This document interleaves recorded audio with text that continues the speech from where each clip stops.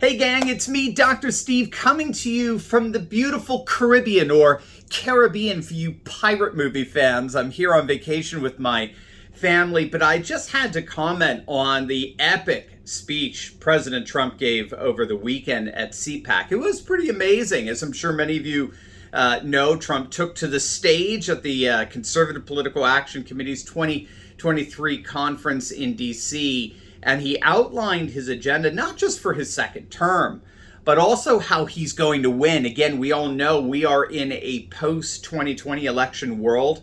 We're simply showing up at the polling stations on election day, which is the historic strength of the GOP, isn't going to do it anymore. We have to master ballot harvesting so as to nullify the massive early vote advantage that the Democrats have been able to successfully exploit the last few election cycles.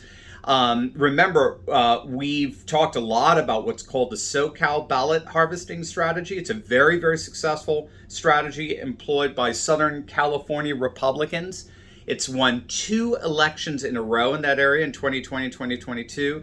Republicans largely won control of the House due to this strategy, and we actually came within a handful of seats to win control of the House in 2020, precisely because of the SoCal ballot harvesting. So President Trump made it absolutely clear that we're going to have to, under his leadership, master ballot harvesting for 2024. And then he outlined his agenda as the 47th president of the United States. And it was epic Trump. It's a total America First nationalist populist agenda centering on 3 overall themes: border security, economic security, and cultural security, right? So these are the 3 themes that make up what scholars call post-security politics. It's the kind of politics that's redefining 21st century political world order. Globalism by its nature provokes 3 specific kinds of insecurity: border insecurity, precisely because globalism transcends borders and boundaries, which we see manifested primarily in the mass influx of migrants, encouraged and advocated by globalist elite. Economic insecurity, with what's called a global division of labor, where manufacturing and industry are shipped out of first world nations.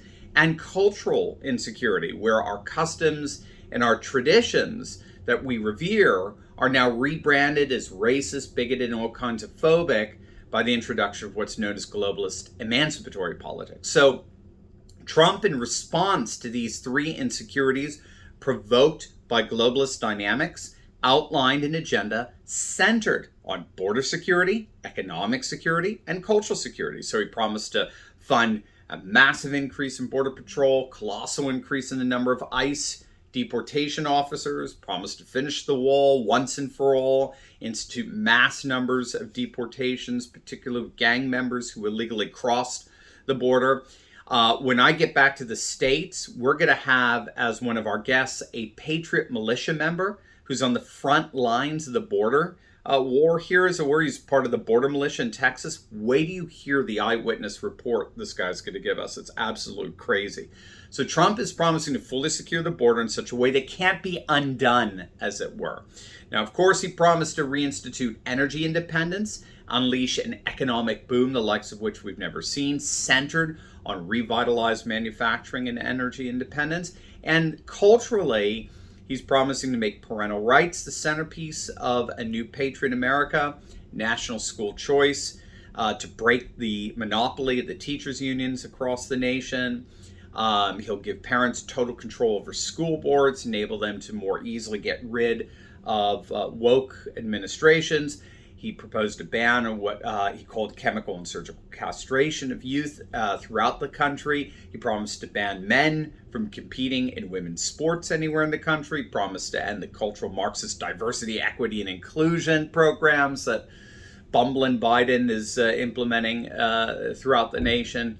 He promised to ban all CRT programs in government institutions and schools. And perhaps most daring of all, he promised to totally obliterate the deep state and fire the unelected bureaucrats and shadow forces who have weaponized our justice system against American citizens.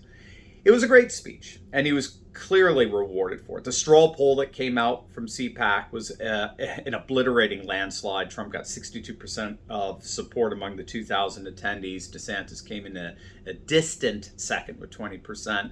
And I would argue that the clear advantage that Trump has in all of this is what political strategist Dick Morris is calling the fact that he's a hybrid candidate. The strategy that Morris has been advocating, that Trump is clearly channeling in this speech, is that Trump is running as the first hybrid candidate, part incumbent, part candidate. So this is Trump's huge advantage that no other Republican has going into this election.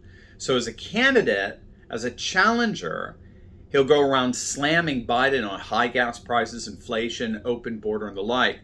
And traditionally, the only response an incumbent has to the challenger is, well, how do we know you're going to do any better?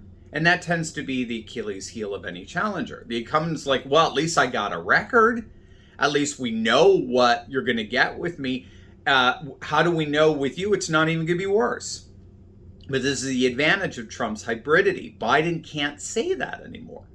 Like in his announcement speech, Trump can point to success after success after success as a proven track record for getting our nation back on track, right? So this is the advantage he has as a hybrid candidate. And again, no other potential GOP candidate has this advantage. And so this is why I believe Trump is racking up endorsement after endorsement after endorsement. This is why he has so much momentum moving into the 2024 election cycle. This is why he's doing so well, not just in CPAC polls, but in state-to-state polls. He's leading Biden in virtually all the battleground swing states. And as long as he brings his game with ballot harvesting and nullifies the Democrat early vote advantage, it looks like number 45 is indeed on his way to becoming number 47. All right, guys, back to my vacation. God bless.